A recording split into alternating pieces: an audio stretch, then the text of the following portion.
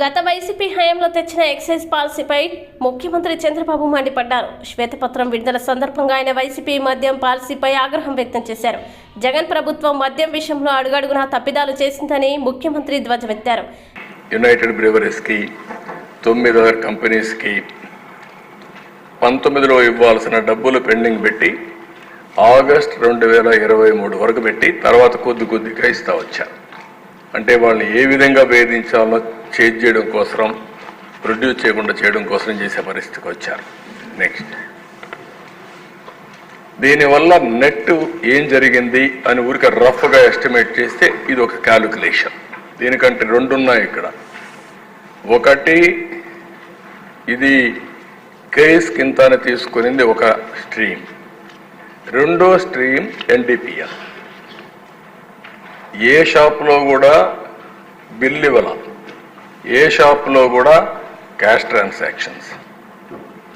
Transactions ఎందుకు చేశారు అంటే అక్కడ ఉండే దాన్ని వీళ్ళు తయారు చేసినటువంటి ఎన్డీపీఎల్ అక్కడ పంపించి అవి కూడా అమ్ముకున్నారు. అవి కూడా ఒకసారి ఎక్స్ప్లెయిన్ చేస్తాను. ఇక్కడ మీరు చూసినప్పుడు supply order of liquor, beer, marketing of brands, extortion of money for case of liquor ఇంత అని ఇస్తే రిలీజ్ చేసేవాళ్ళు ఆర్డర్. ఒక కేస్ ఐఎంఎల్ ఎంత ఉందో దానికి ఇస్తే దానికి రిలీజ్ చేసేవాళ్ళు, బీర్కి చేసేవాళ్ళు. ఇది ఊరికే ఎస్టిమేషన్ రేపు రావాలి. ఇవన్నీ కూడా ఎక్కడ పోయింది కూడా ఎతకాలి, కూడా మనందరం ఇన్వెస్టిగేషన్ చేయాలి.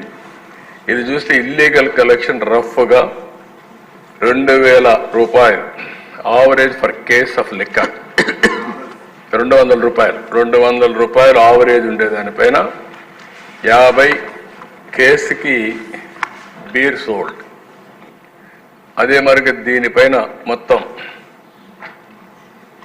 ఎస్టిమేటెడ్ ఎక్స్టార్షన్ ఇల్లీగల్ కలెక్షన్ 19/24కి 2861 వస్తుంది. Only IMFL.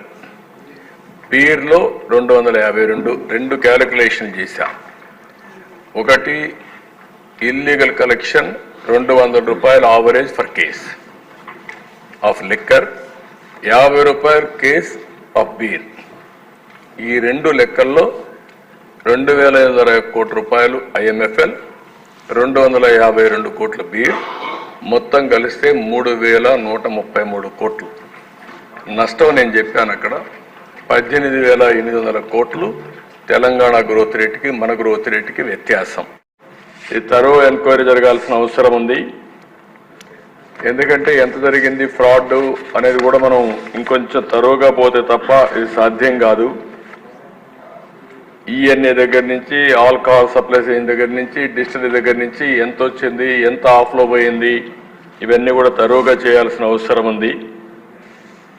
అందుకనే 5 సంవత్సరాలు లక్షల కోట్ల రూపాయలు నగదు అమ్మకాలు జరిగాయంటే, అది కూడా సొంత డిస్టరీస్ పెట్టుకొని చేశారంటే ఇది చాలా భయంకరమైన పెద్ద స్కామ్ ఇది. ఇవన్నీ కూడా మనం చూసినప్పుడు నాన్ డ్యూటీ పెయిడ్ లిక్కర్ ఎంత పోయింది అవన్నీ ఉన్నాయి. ఫైనల్గా వాస్తవాలన్నీ బయట రావాలి. అందుకనే ఈ ప్రభుత్వం దీన్ని సిబిసిఐడి ఎంక్వైరీకి ఇస్తూ, అదే సమయంలో